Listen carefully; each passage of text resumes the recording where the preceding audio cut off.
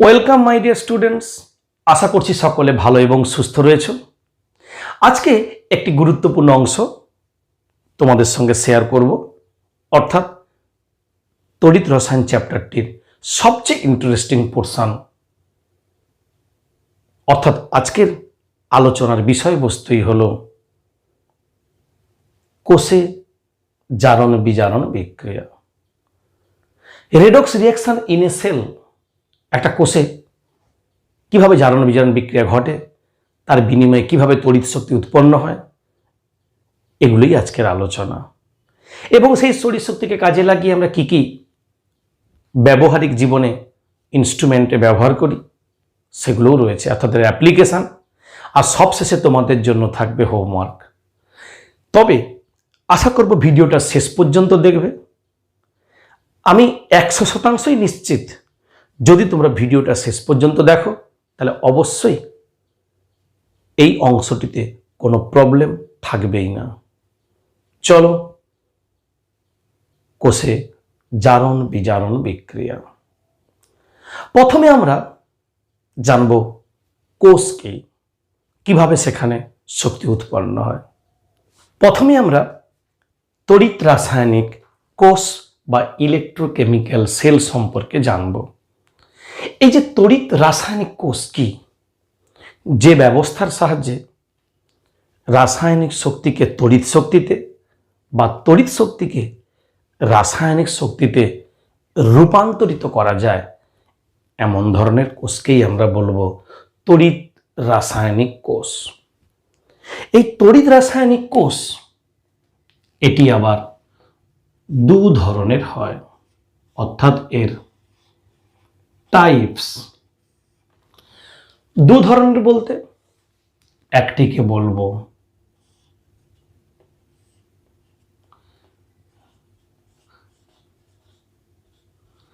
গ্যালভানীয় কোষ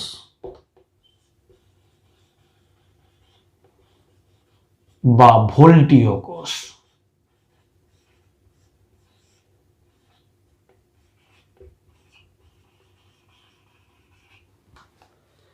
আর 2 নম্বর হলো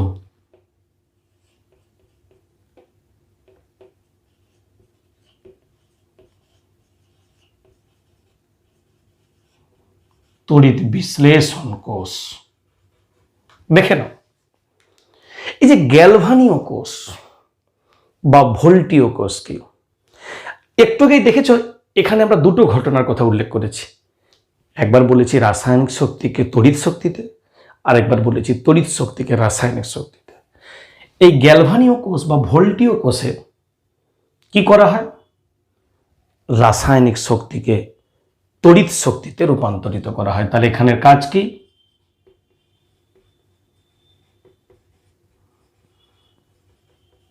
রাসায়নিক শক্তি কনভার্ট হয় তড়িৎ শক্তিতে। আর এখানে কি হচ্ছে, ঠিক উল্টো, তড়িৎ শক্তি কনভার্ট হচ্ছে রাসায়নিক শক্তিতে। গ্যালভানীয় কোষ, ভোল্টীয় কোষ ভীষণ ইম্পর্টেন্ট, কারণ এখানে রাসায়নিক শক্তি অর্থাৎ রাসায়নিক বিক্রিয়া ঘটে, রেডক্স রিঅ্যাকশন ঘটে, তার বিনিময়ে তড়িৎ শক্তি উৎপন্ন হয়। আর সেই শক্তিকে আমরা ভিন্ন ক্ষেত্রে কাজে লাগাই, অর্থাৎ ব্যবহারিক অ্যাপ্লিকেশানে অনেক এগিয়ে।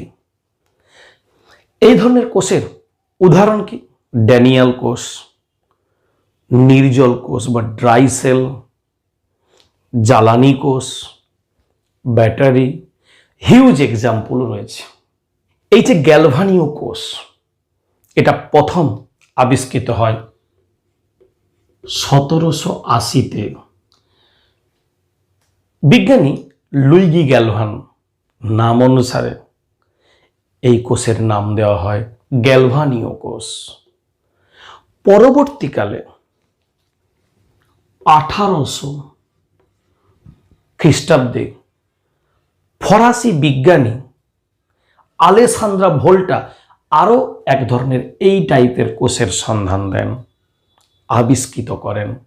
তাই ওনারও নাম অনুসারে এই ধরনের কোষকে বলা হয় ভোল্টীয় কোষ। তাহলে একটি প্রশ্ন আসছে, স্যার এই গ্যালভানীয় কোষ আর ভোল্টীয় কোষ কি একই? উদ্দেশ্য একটাই, রাসায়নিক শক্তিকে তড়িৎ শক্তিতে রূপান্তরিত করা। কিন্তু দুজনের অর্থাৎ দুটি কোষের মধ্যে একটু ডিফারেন্স রয়েছে, আসবো আমরা। চলো, তড়িৎ বিশ্লেষণ কোষ। এই ধরনের কোষের কি কাজ? তড়িৎ শক্তিকে রাসায়নিক শক্তিতে রূপান্তরিত করা। তার মানে তড়িৎ প্রবাহ পাঠালে রাসায়নিক বিক্রিয়া ঘটে, নতুন কোনো পদার্থের সৃষ্টি হবে। তাহলে এই যে কোষ, একে বলবো তড়িৎ বিশ্লেষণ কোষ। উদাহরণ, সোডিয়ামের প্রস্তুতিতে ডাউন সেল ব্যবহৃত হয়। কস্টিক সোডা বা NaOH এর প্রস্তুতিতে সলভে কিনলার সেল ব্যবহার করা হয়। তাহলে এই ধরনের যে কোষ, এগুলো হলো তড়িৎ বিশ্লেষণ কোষ।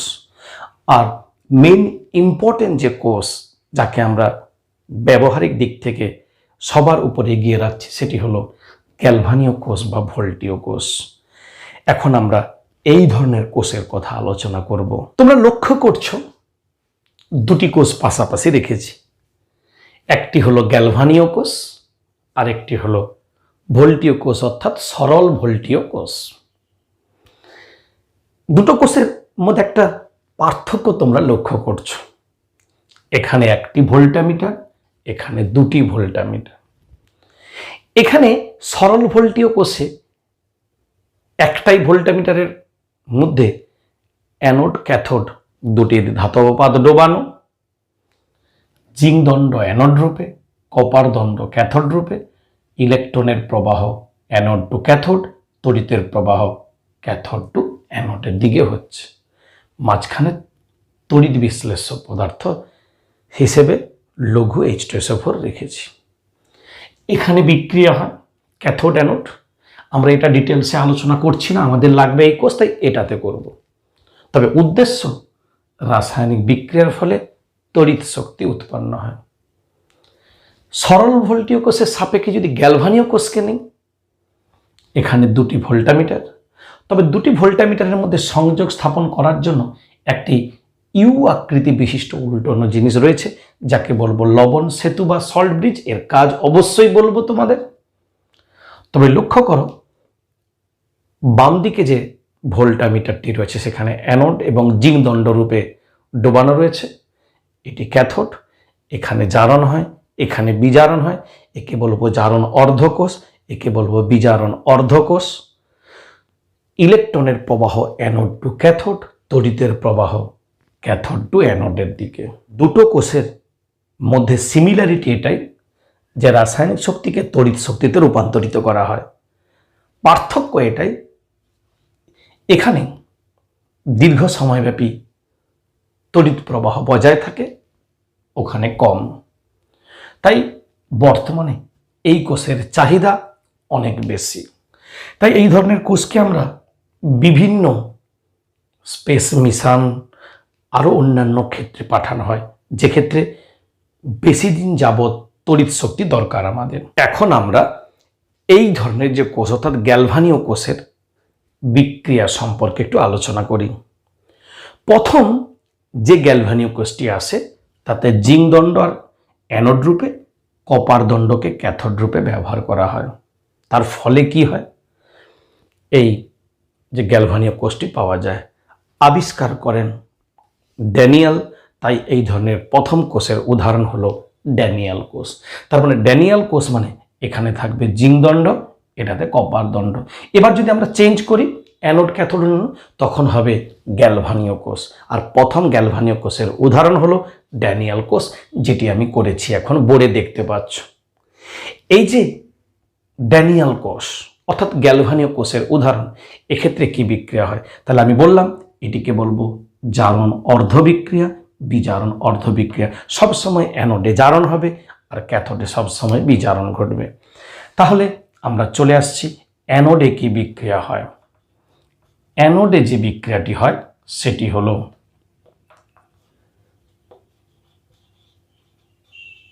জিঙ্ক 2++2।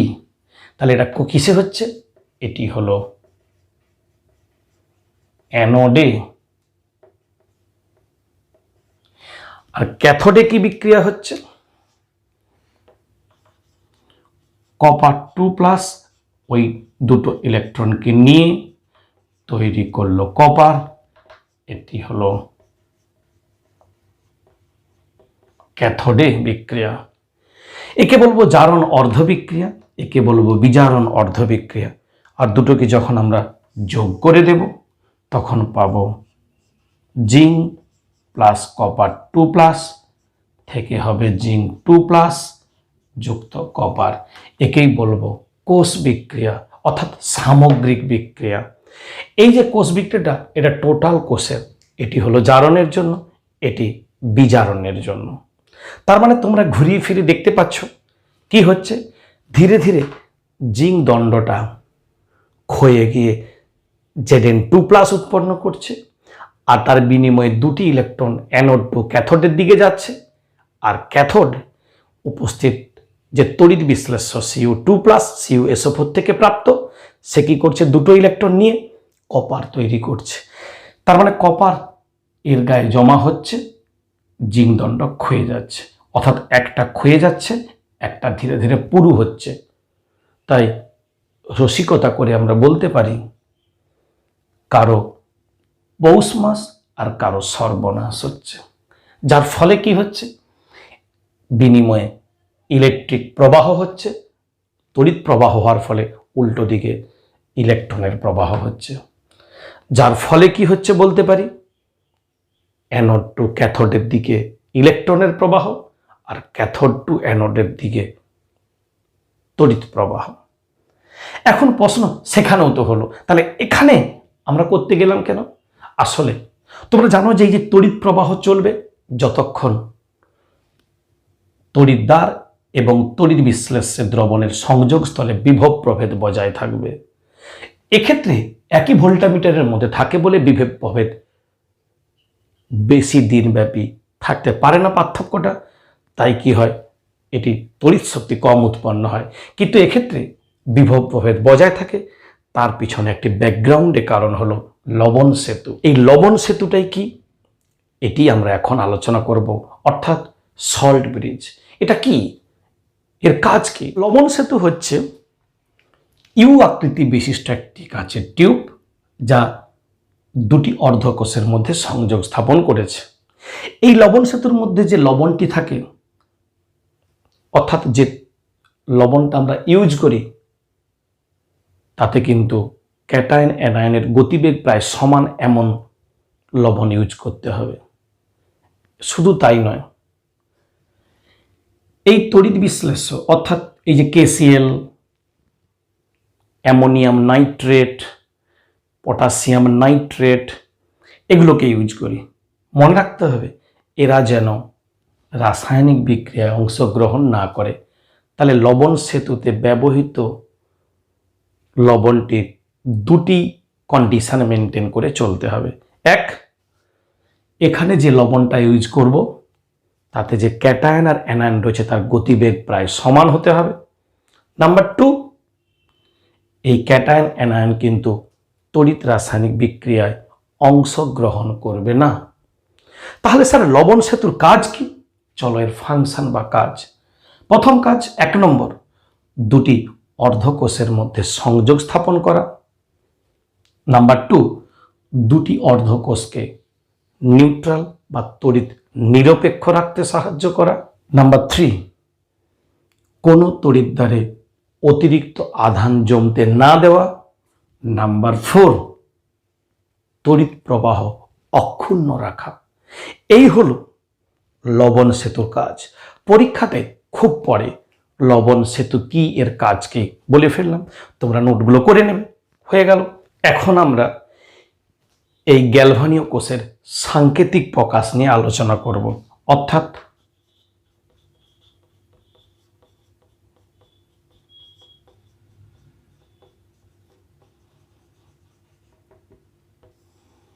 সাংকেতিক প্রকাশ।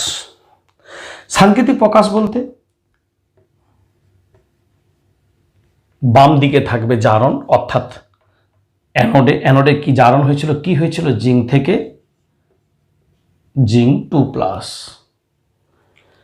এই ডবল অবলিক দেব, এটি বোঝাচ্ছে লবণ সেতুর সিম্বল। ওপাশটা কি হয়েছিল? কপার 2+ থেকে কপার, অর্থাৎ এদিকটা জারণ, এদিকটা বিজারণ। সবসময় মনে রাখবে গ্যালভানীয় কোষে বাম দিকে জারণ হবে, ডান দিকে বিজারণ হবে, মাঝে লবণ সেতু। সরল ভোল্টীয় কোষের প্রকাশকে এভাবেই করা যায়, একটু পার্থক্য রয়েছে, লক্ষ্য করো। জিঙ্ক থেকে জিঙ্ক 2+, কপার 2+ থেকে কপার, একটা অবলিক, এটা কিন্তু সরল ভোল্টীয় কোষ। ডাবল অবলিক সল্ট ব্রিজ বা লবণ সেতু বোঝাচ্ছে, তার মানে দুটো অর্ধকোষ আলাদা, তার মানে গ্যালভানীয় কোষ বোঝাচ্ছে।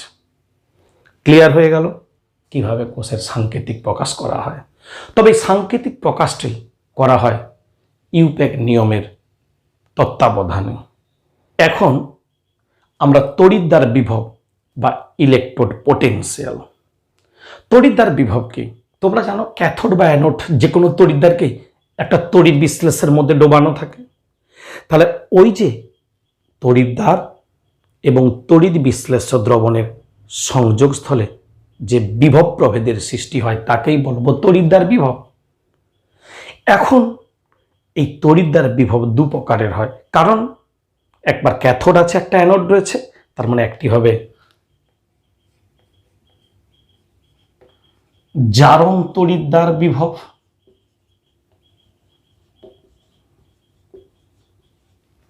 আরেকটি হবে বিজারণ তড়িৎদ্বার বিভব। যেহেতু তড়িৎদ্বার বিভবকে আমরা ই দিয়ে প্রকাশ করি, তাই জারণ তড়িৎদ্বার বিভবকে ই অক্স মানে অক্সিডেশন, আর একে ই রেড রিডাকশন। এখন এই ই অক্স ই রেডের মধ্যে সম্পর্ক কি? একটা নির্দিষ্ট তড়িৎদ্বারের ক্ষেত্রে ই অক্স আর ই রেডের মধ্যে সম্পর্ক, দুজনের মান একই, সাইন আলাদা। তাহলে সেখান থেকেই সম্পর্ক দাঁড়াচ্ছে একটা নির্দিষ্ট তড়িৎদ্বারের ক্ষেত্রে E ox plus E red equal to 0। এই হলো ই অক্সের সঙ্গে ই রেড। অক্স মানে অক্সিডেশন। সাপোজ বিক্রিয়াটা এমন হতে পারে, এন সংখ্যক ইলেকট্রন ছাড়লো, তাই এন প্লাস হলো। আবার এখানে বিজারণ হয়েছে,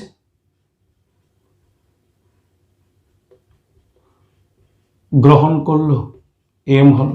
তার মানে এটা হলো জারণের জন্য যে বিভব প্রভেদ, এটা হলো বিজারণের জন্য। আর এই যে তড়িৎদ্বার বিভব বা বিভব প্রভেদ, এর একক, অর্থাৎ সে ই অক্স হোক ই রেড হোক, এদের একক হলো ভোল্ট। তাহলে বিভবের একক কি? তড়িৎদ্বার বিভবের একক কি? ভোল্ট। এখন আমরা করব প্রমাণ তড়িৎদ্বার বিভব, তার মানে স্ট্যান্ডার্ড ইলেকট্রোড পোটেনশিয়াল। তাহলে পরের অংশ হলো আমাদের প্রমাণ তড়িৎদ্বার বিভব। স্ট্যান্ডার্ড আগের মতোই ইলেকট্রোড পোটেনশিয়াল, একে আমরা ই জিরো সিম্বল ইউজ করব। তার মানে স্ট্যান্ডার্ড বলতে একটা কন্ডিশন বোঝাচ্ছে।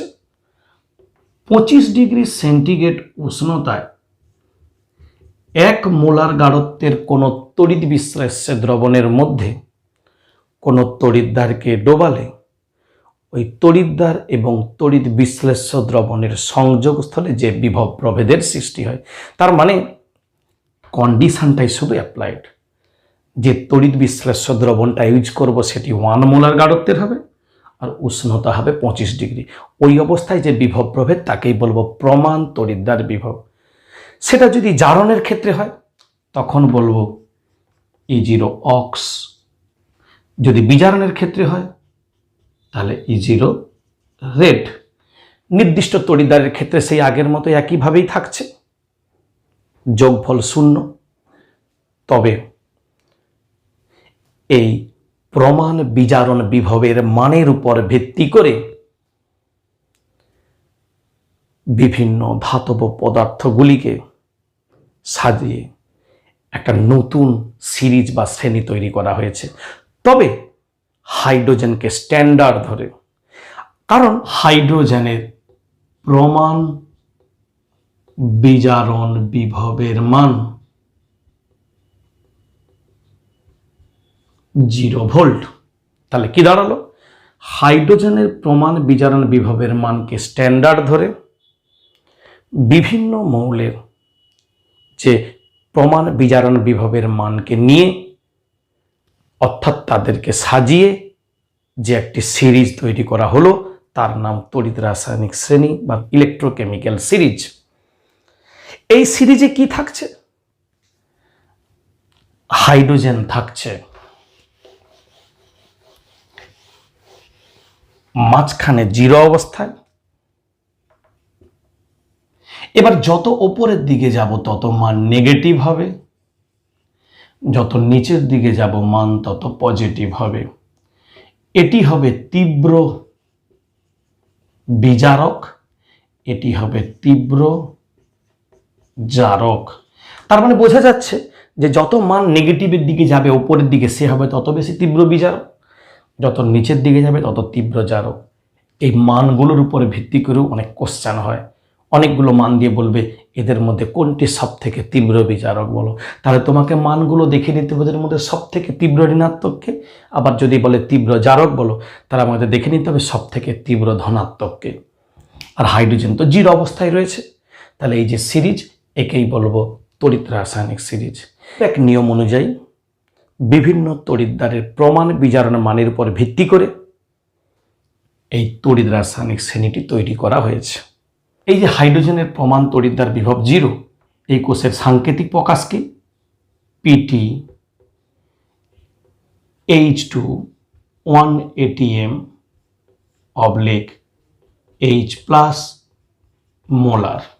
তার মানে এই যে সাংকেতিক প্রকাশ, যাকে কাজে লাগিয়ে আমরা এই হাইড্রোজেনের কোষকে আমরা প্রকাশ করতে পারি, এর ক্ষেত্রে কি বিক্রিয়া হয়? বিক্রিয়াটি হচ্ছে, সেটি হলো H++E। এখন আমরা গ্যালভানীয় কোষের তড়িৎ চালক বল ইএমএফ, পুরো নাম ইলেকট্রোমোটিভ ফোর্স, নির্ণয় করব।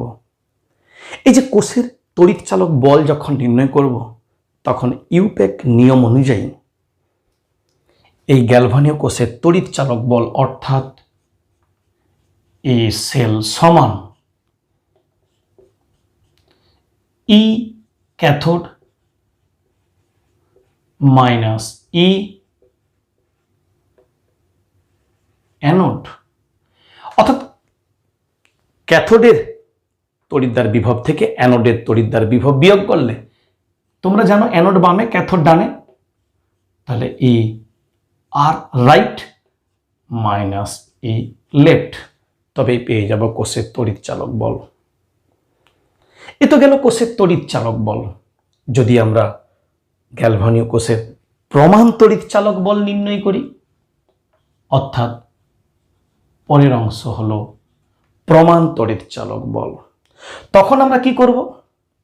তখন আমরা ই সেলের পরিবর্তে E0 সেল, তোমরা জানো 0 ব্যবহার করা হয়, ডাইরেক্ট করলে E0R মাইনাস E0L। অর্থাৎ রাইটে যে তড়িৎদ্বার বিভবটি রয়েছে সেটা বসাবো প্রথমে, মাইনাস লেফটে যে রয়েছে, তবে অবশ্যই প্রতি ক্ষেত্রে বিজারণ বিভবের মান বসাবো, চেঞ্জ করে জারণ বিভব বসাবো না। তবে কোষের প্রমাণ তড়িৎ চালক বল বা স্ট্যান্ডার্ড ইএমএফ নির্ণয় করা যাবে, অর্থাৎ ই সেল। এখন দুটো জিনিস আমাদের কাছে ক্লিয়ার হলো, একটি হলো ই সেল, একটি E0 সেল। E0 সেল হচ্ছে কোষের প্রমাণ তড়িৎ চালক বল অর্থাৎ স্ট্যান্ডার্ড ইএমএফ। এটি আমরা নির্ণয় করার জন্য যে দুটি তড়িৎদ্বার দেওয়া আছে তাদের বিজারণ বিভবের মান জানা থাকলেই আমরা পারবো। কিন্তু যদি ই সেল বের করতে হয়, তখন আমরা নানস্টের সমীকরণ কাজে লাগাবো, যা আমাদের পরের দিনের টপিক। তাহলে আজকে আমরা ইজিরো সেল নির্ণয় করব। ইজিরো সেল নির্ণয় করার সময় যে দুটি তড়িৎদ্বার তাদের বিজারণ বিভবের মান দেওয়া থাকবে, রাইটে যে তার মান বসাবো প্রথমে, অর্থাৎ লেফটে যে থাকবে তার মান বসাবো পরে, মাঝে নেগেটিভ সাইন।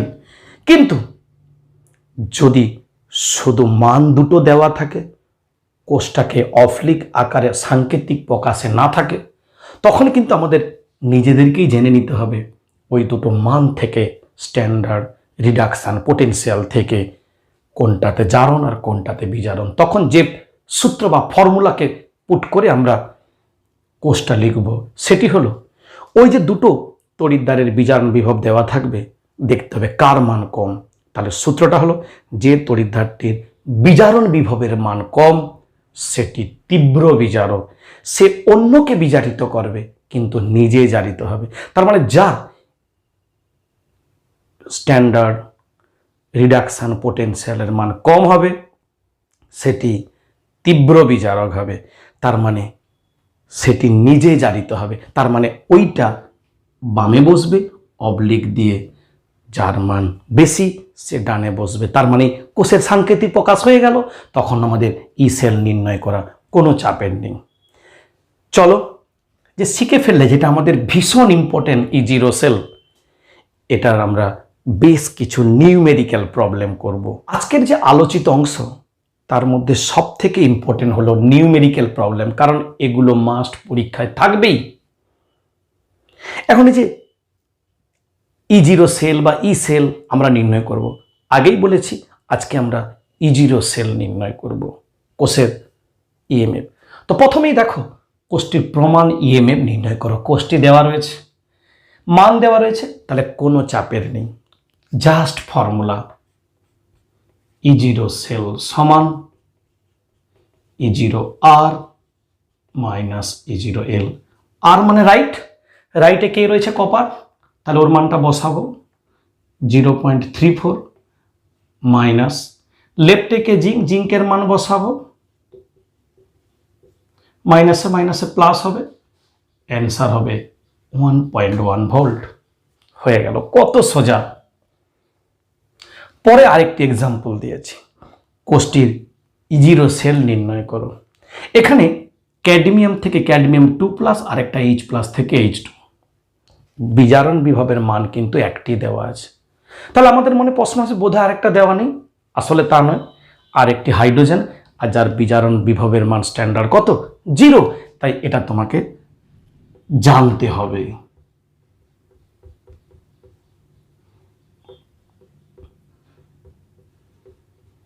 ব্যাস, এখানেও সেই একইভাবে বের করবে। ইজিরো সেল সমান ইজিরো আর রাইট, রাইট মানে এই মান, মাইনাস লেফট,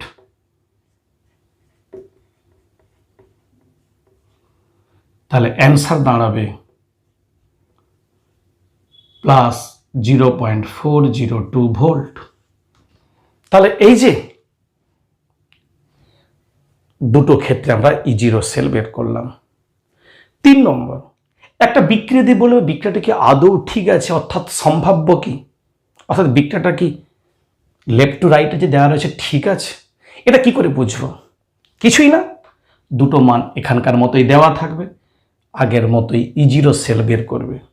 যদি ইজিরো সেলের মান পজিটিভ বেরোয়, মানটা যদি ধনাত্মক বেরোয়, তাহলে বলবে বিক্রিয়াটি সম্ভব, ফরওয়ার্ড রিয়াকশন হবে। যদি ইজিরো সেলের মান নেগেটিভ বেরোয়, তাহলে ব্যাকওয়ার্ড রিয়াকশন হবে। তার মানে বুঝতেই পারছো যে ইজিরো সেলের মানের উপর ডিপেন্ড করে একটা কোষ বিক্রিয়া আদৌ সম্ভাব্য হবেই কিনা তাও আমরা নির্ণয় করতে পারি। এ তো তোমাদের কয়েকটা নিউমেরিক্যাল প্রবলেম করালাম। বাড়ির জন্য দেব আরও কয়েকটি নিউমেরিক্যাল প্রবলেম, খুব ইন্টারেস্টিং কোশ্চেন, যেগুলো তোমাদের হোমওয়ার্ক হিসাবে থাকছে। প্রথম হোমওয়ার্কে কোশ্চেনটা কি রয়েছে? কোষের ইএমএফ মাপা হয় কোন যন্ত্রের সাহায্যে? জানো, পোটেনশিওমিটার যন্ত্র। তুতের দ্রবণে লোহার ছুরি ডোবালে কি হবে? কিছুই না, দুটো মান দেওয়া আছে, দেখবে তুতের সঙ্গে লোহার ছুরির বিক্রিয়া করলে, তুতের দ্রবণ মানে কপার সালফেট, তার মানে বিক্রিয়া করলে বিক্রিয়াটা যদি ফরওয়ার্ড হয় তাহলে অবশ্যই কি হবে, তুতের বর্ণ ধীরে ধীরে নীল ভাব কমতে শুরু করবে, হালকা হতে শুরু করবে। যদি বিক্রিয়াটা হয়, হচ্ছে কিনা, সম্ভাব্য কিনা, আগে একটা কোশ্চেন করিয়ে দিয়েছি, দেখে নেবে, হয়ে গেল। 3টি ধাতু দেওয়া রয়েছে, তাদের 3+ থেকে 2+, অর্থাৎ 3 থেকে 2-এ যাওয়ার জন্য মানগুলো দেওয়া আছে। কোনটার ক্ষেত্রে 2 থেকে 3-তে যাওয়া সহজ হবে, তাহলে মানগুলোর বিচার করে দেখবে কোনটা প্লাস মাইনাস, কে উপরে কে নিচে। তাহলে 2 থেকে 3 বলেছি, মানে কার জারিত হওয়ার সম্ভাবনা বেশি, তার মানে কেউ অন্যকে বিজারিত করবে, সেই অনুযায়ী আসবে। সর্বশেষে যে কোশ্চেনটি রয়েছে খুব ইন্টারেস্টিং, করবে। Fe 3+ থেকে 2+ হলে তার বিজারণ বিভব, 2+ থেকে Fe হলে তার বিজারণ বিভব, তাহলে 3+ থেকে Fe হলে তার মান কত হবে, অ্যান্সার দিয়ে দিয়েছি। একটু ট্রাই করবে, করলেই হবে। আশা করছি আজকের অংশটা পুরোপুরি ক্লিয়ার হয়ে গেছে। যদি কোথাও সমস্যা থাকে অবশ্যই আমাকে কমেন্টে জানিও। তোমাদের সঙ্গে আবার দেখা হবে আমার পরবর্তী ভিডিওতে। সবাই ভালো থাকো, সুস্থ থাকো।